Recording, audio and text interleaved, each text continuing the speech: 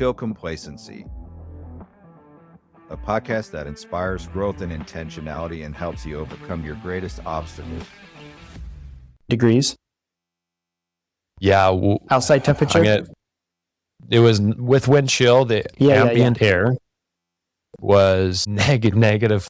So there's a weird conversion. When you reach a certain point in Celsius, it actually gets less than 4. So it was minus 74 Fahrenheit. That's the coldest I've done it. Minus 74? Minus 74, which is minus 59 Celsius. So that's not cold. The air, that's the wind chill. When I lived in Montana, we saw 55 below once. Actual temperature. Yeah. It hurts your skin. It does. Your nose hair, like it's just cold. Yeah, you can't breathe and it just freezes everything up instantly. Yeah. Wow, that's cold. Yeah, that's crazy.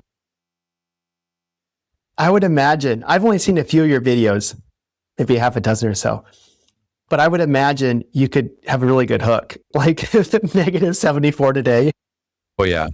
Yeah, I would write those videos a little bit. I keep reusing them a little bit, but I'm not going to not take advantage of that. And I joke with my wife. We joke back and forth together when it gets really cold. And it's like, hey, this is my season, Jay. And I call my wife's name is Jaleesa. I call her Jay. Jaleesa, this is my season. This is where I invest time in. Yeah, game on. This is what it's. Okay, so talk to me about choosing hardship. Why should we choose hardship? Because I know you've got a bit of a hobby horse on comfort as well. Like, we need to find the hard more. So talk to us about that. I actually did a video on this morning. There's a proverb, someone who sinks into complacency basically will showcase that they're not strong. I'm 100% paraphrasing, but the controlling idea behind that is the tests don't strengthen you. The hardships themselves, let's talk about an athlete. If I were to be an athlete and it's game 7 of the playoffs and I'm expecting that if I haven't practiced, haven't done anything, that I'm just going to show up for that game and do well, I'm not. Like, that's a test. So I believe a lot of us can fall into that, and it's not necessarily a temptation, but become complacent in the practice, in the disciplines of resistance. Because there's disciplines of abstaining and being quiet and still, but there's also disciplines of exercising, stressing your body, stressing your mind, stressing your spirit, masogis, things like this that are really uncomfortable, that are hard to do, that prepare you for those tests. That when those tests happen, are you going to be the type of leader that sinks into complacency, quits, blames other people?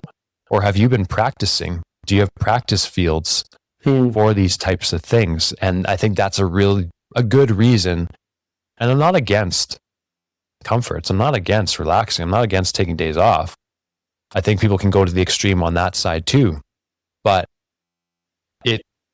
when the test happens, if you haven't been practicing for that, if you haven't been practicing for game 7, you're going to really struggle. And that's the mentality that I took for myself is, hey, these daily deposits in the cold exposure when I was doing them daily, the gym, and even just being disciplined and reading the word, like there's going to be fruit from this. And that the weeds of the fruit will be showcased in times of struggle. Yeah. I think that I agree. I couldn't agree more. James talks about consider it pure joy when you encounter trials of many kinds. I heard a podcast recently and they said that's Jocko Willing's saying, good operating weather. Good. Yeah. Good. Yeah. But yeah, we don't get bigger muscles without weights. We don't get better cardio without exercising and moving. We don't develop taste bud for healthy foods without eating some things that are tart or we don't naturally like. Like, I was talking to my son about this today because I put kefir in my smoothie and he's, Dad, why do you do that? I'm like, it's good. And I said, the reason he said it doesn't taste good. I said, well, that's because our taste buds like sugar. But if they're groomed to sugar or comfort, then we never develop, to your point, game 7, we never develop the habits, the things that we need to do that define the success of when we need to. Yeah, absolutely. And kefir's good for gut health. So it's not something I'm going to see right now, but hopefully in 10 years, it's good. Yeah, the good things usually have some sort of resistance in front of them. The unhealthy habits have a lot less friction in front of them. So like sugar, or it's convenient, it's easy. Cold exposure has a friction in front of it. Exercising has a friction in front of it. Having a deep conversation with my wife has friction in front of it. Mm. Meal prepping has friction in front of it. So if you want to know the habits and disciplines that will equate to a better life in the future, it's probably something that you're avoiding because there's friction in front of it. Mm-hmm. So that's the whole idea of earn your dopamine. Yeah. How do you talk people into leaning into the hard, Matt? I don't think you can condense it down into a phrase. And I think a lot of times, it's sucky to say this, but a lot of times people have to have some sort of life-altering situation that comes up to change their trajectory, right? People either have the proverbial 2x4 hit them across the head to change the trajectory, or they have the ability to sit back and listen to wisdom of people who've gone before them and struggled, and taking that, or going to the Bible for wisdom, obviously. And so what I do then is I've built out a structure, that Mission 5 framework I mentioned: identity first, purpose, goals, routines, and habits. And I take people through this over a 9-week period to help them build this structure, because we don't lack information. We don't lack motivational quotes. People, they eat that stuff up. The motive, yeah, I'm going to do this. I'm going to do this. And if I could condense it down into this, maybe this is a good way to say it. A lot of people focus on doing the hard things, but they maybe should be more focused on becoming the person who consistently does hard things. Somewhere in the Bible, or the sermon I listened to about Proverbs isn't necessarily there so you pick and choose the proverbs that you're going to implement in your life and be wise. You should be letting the word transform you into a wise person, because a wisdom, wise choices, good decisions, discipline, structure flows from someone who is wise, instead of trying to pick and choose. An example would be, are you someone who goes to the gym periodically, or this is an identity piece, but do you identify as, no, I'm just someone who takes care of my health? Like, going to the gym as a byproduct of being a healthy person. That's good. There's a YouTube, I saw this years ago. There's a YouTube video of a coach, I want to say Duke University, female coach, basketball. But if you YouTube it, you can look it up. It's all about, I think I know which one you're talking about. Yeah. And yep. she tells her ladies, like, we're going to make things hard so you learn to handle hard better. That's the line. And I think it just, when you said what you said about become the person that handles hard things, yes, that needs to be our identity. This is what we do, who we do, why we do things. Yep. And I think a lot of times, I think comfort is the enemy. Nothing wrong with comfort necessarily, but comfort leads to more complacency, and you just want more and more of it. The person that scrolls for 5 minutes, pretty soon it's 10. The person that eats sugary foods, like, you just want more of that. The person that doesn't want to go outside because it's too cold, like I recently heard a study about that. Like, our immune system is worse now because we have attached garage, and we never go out in the elements. We're always from our house to our garage, to our car. There's no resistance. And you talk about 6 years of not being sick, cold baths, like, that's a pretty remarkable testimony, and kind of evidence that it is good to do the hard things. Like, we think we need the comfort, but yes, absolutely. And I was sick once, but that was pretty unavoidable, I would say. And yeah, absolutely. I think we're trying to create Band-Aids instead of focusing on the problem. We're using pills, we're using things that are just masking the byproduct of a deeper problem. There's no way you can avoid everything.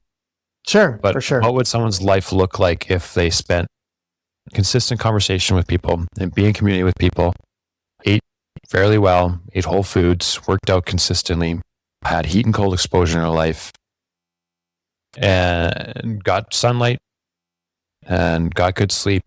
What would their life look like? And we don't want that.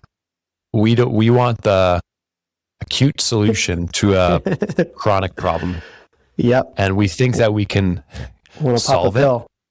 But that solution, that acute solution, is actually causing more problems because you're not focused on the root of the issue. Yeah.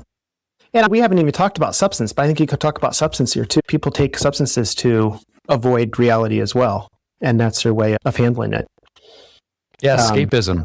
Thinking of where are you finding your comfort? And I'll be honest, I can snack when I'm stressed.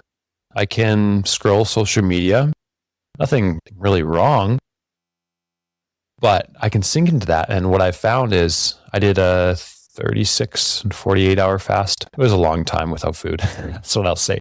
And I noticed my mechanisms that I would go to the pantry and look for something just to quickly take a snack on. So abstaining from these things is important. That's a discipline too. And I want people to hear that. Is sure, you might be good at going to the gym consistently. You might be working really hard in your business and say, I'm a disciplined person. When was the last time you didn't eat food? When was the last time you didn't go on your phone? When was the last time you just sat in silence for 30 minutes? Like, those are disciplines too. For sure. And for me, much more difficult. Yeah, the silence of those is definitely the hardest for me. Yeah. Yeah. I'm on a my fitness goal for 2026 is to get a six pack. Is it? You know, Awesome. I want the quick fix, but my wife who's coaching me, she's no, you can't do the crash diet because it'll all come back. We have to do it right.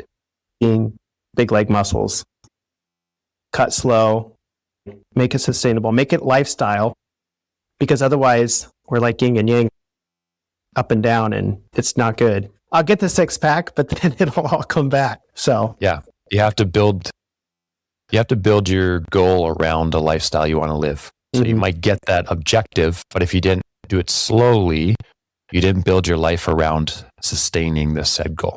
Yep. It's not the lifestyle. Yeah, exactly. Hey, you talk a lot about time as currency. Talk to me about that. When did that impact you? What was the wake up call for realizing that we only have so much time? I don't know if there is necessarily an acute moment that happened. We all can think of the times we've heard some really successful person say on their deathbed, I wish I had spent more time here. I wish I had spent more time here. So that thought process, again, you're learning from the experience of others who have gone before us. Let's start acting that out as if we believe it's true.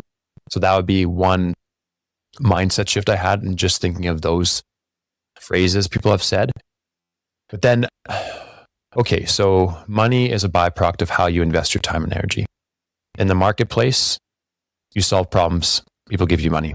You get better at solving the problem. You solve bigger problems. You get more money for less of your time. So and a lot of us get caught in this thinking of an hour in, $1 out. But in reality, you can put less time in and get more money out if you become better at that said thing. So then I started to look, okay, so if money is a currency, we all know it's an exchange. Time is also a currency, and the most important currency, because once we're off this call, I don't get this time back. So I want to be intentional with this time. I want to invest in it as best as I can with what I have at my disposal. So time is gone. Once it's gone, you can't make more of it. And the byproduct of how I spent my time can actually increase my money. Now you have energy as another currency.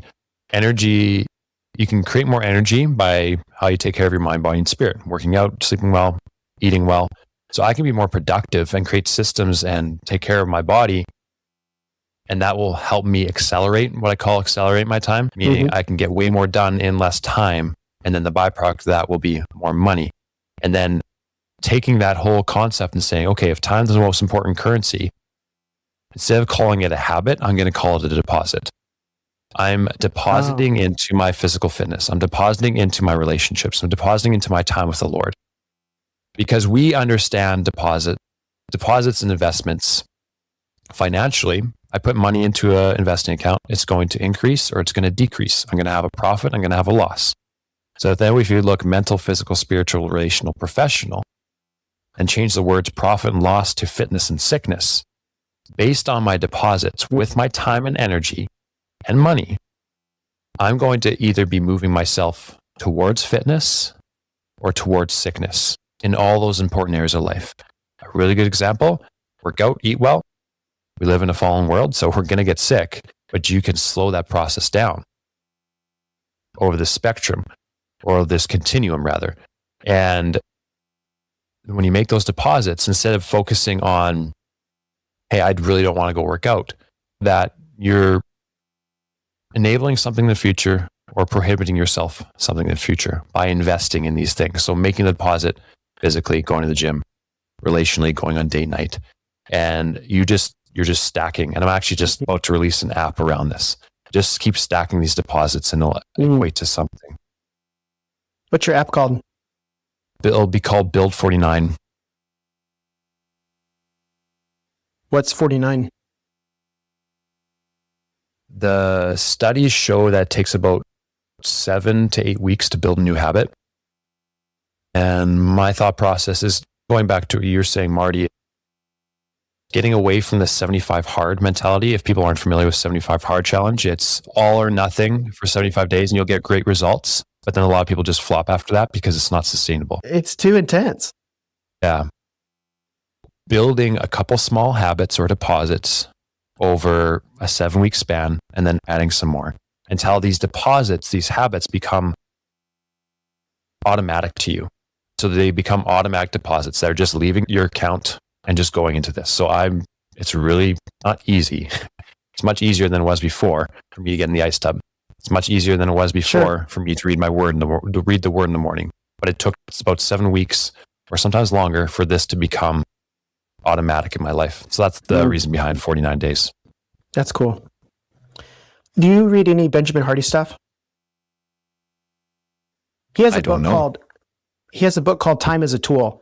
A lot of your time stuff, a lot of your stuff you talk about on time is really good. It reminds me of him, but he has a quote, time will either reward you or expose you.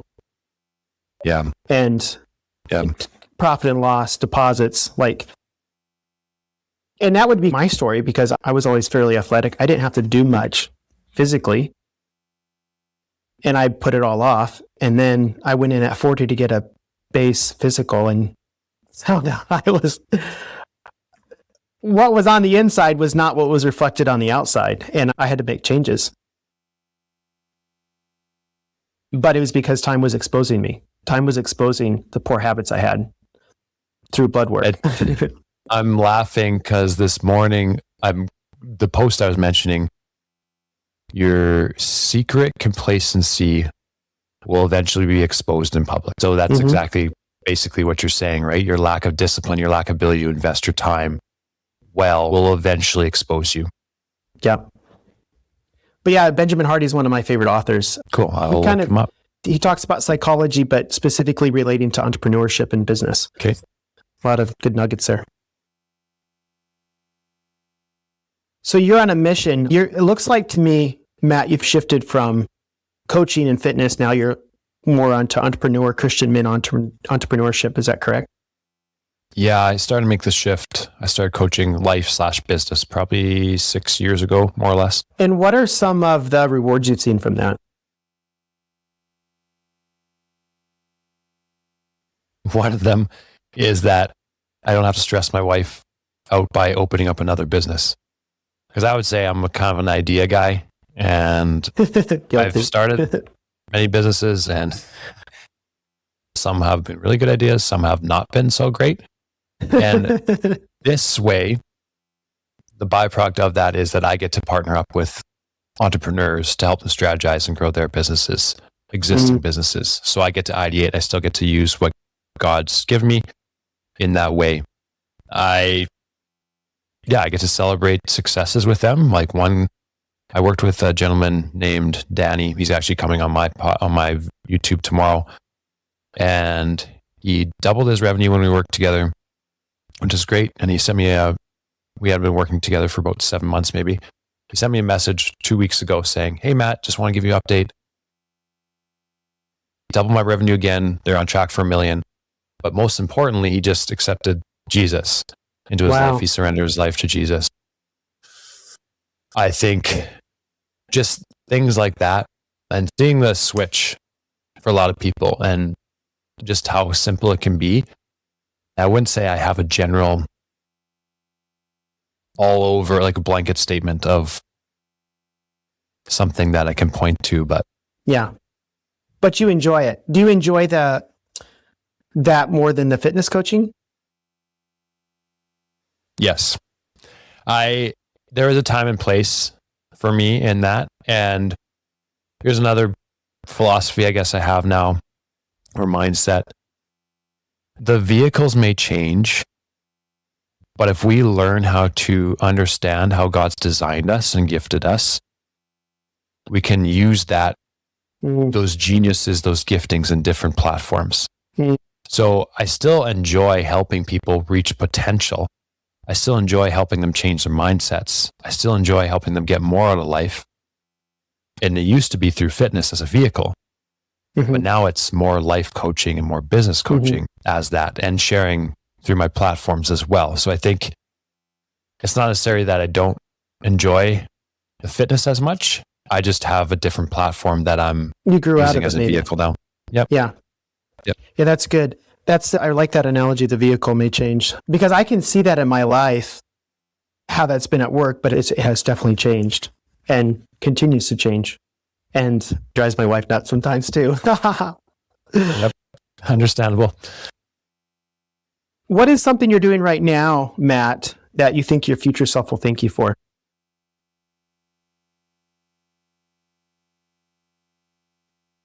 I know this is dead air, which you don't necessarily want on a podcast. What are you doing now?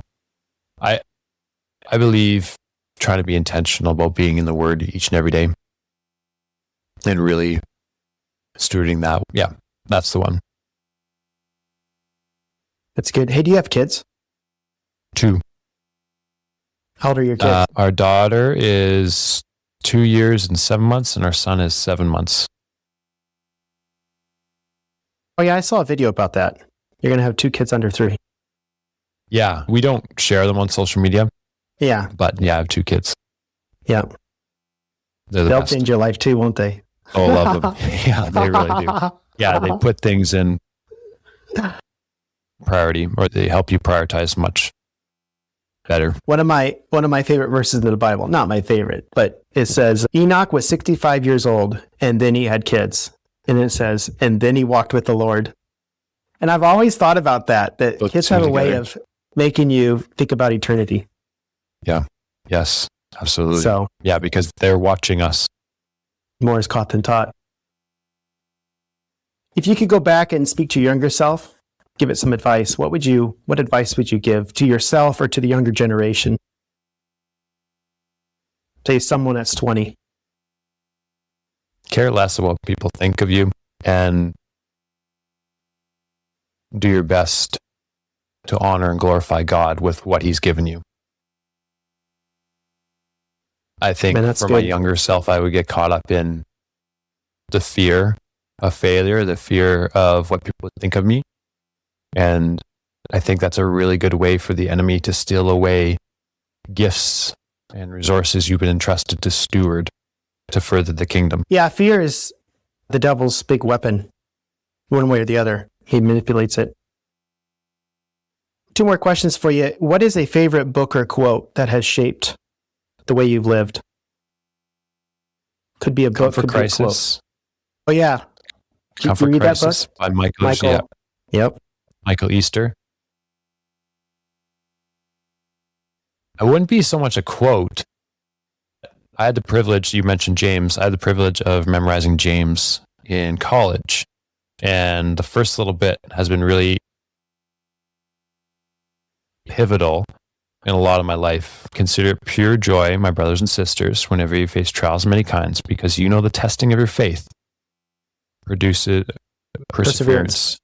Perseverance must finish its work so that you may be mature and complete and not lacking anything. And if any of you lacks wisdom, you should ask God, who gives generously to all without finding fault. So wisdom challenges all these things. So I would say that the whole book is really good. The Bible is really good. But that snippet has been a big thing for me. When I was maybe 17, maybe 18, I asked my dad, Dad, what's your favorite verse? And that's the verse he said. Is it? Yeah. And Yeah, so it really has good. always had a special place for me, just because I don't know if Dad would still give me that answer, but at the time he must have been having some difficulty, and it was what he was meditating on. Yeah. And knowing that, almost being comforted that if you're being challenged, it probably means that you're being refined, which means you are the Lord's and the enemy is trying to attack you. It's good, as Chaco would say. Good. Yeah. Okay. My last question for you. If this was your final message, what would you want the world to know in a nutshell?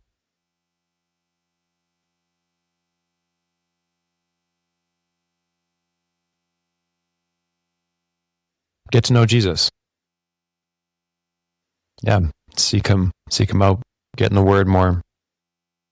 The ultimate meaning and fulfillment and security, hope, joy you've been searching for is in that. And even if you are already a Christian, just pursuing that every single day. We need it. Yeah. Paul says to the letters to Romans, he's eager to come preach the gospel to them. So we think the gospel's for the unsaved, but us believers need it every bit as much, because it Every single transforms day how we live. to understand it, right? And deepen it and get it ingrained deep into you. Not take it for granted. Matt, how do people find, follow, and connect with you? Instagram or YouTube are probably the two best places. Instagram is at Matt Chenard, and then actually YouTube is at Matt Chenard. Easy peasy. Perfect. Cool. Thank you so much Thanks, for being Marty. on. Yeah, I appreciate the time.